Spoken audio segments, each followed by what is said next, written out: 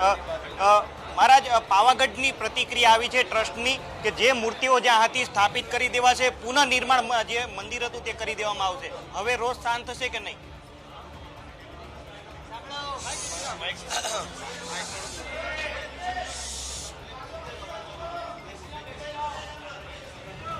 મૂર્તિઓ જ્યાં હતી ત્યાં પણ સલામત નથી, સન્માન સાથે નથી, કચરા પેટી થાય છે, ગોડાઉન થાય છે.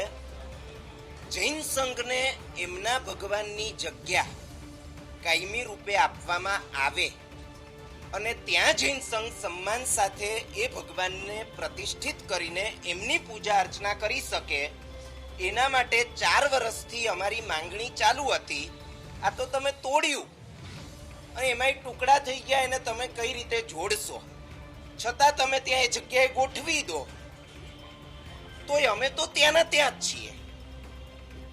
અને જે આઘાત લાગ્યો એ વધારામાં તોડફોડનો. એટલે અમને કોઈના માટે આમ જોઈએ તો કે રોષ, દ્વેષ, દુર્ભાવના નથી. અમારા ઘા બધા એવા ને એવા તાજા છે, પાછું મુકાઈ રહ્યું છે તો એનો આનંદ છે, પણ એ કોઈ પૂર્ણ વિરામ નથી. હજી તો શરૂઆત નથી થઈ. અમારે જે જોઈએ છે એટલે અમારું આંદોલન ચાલુ છે.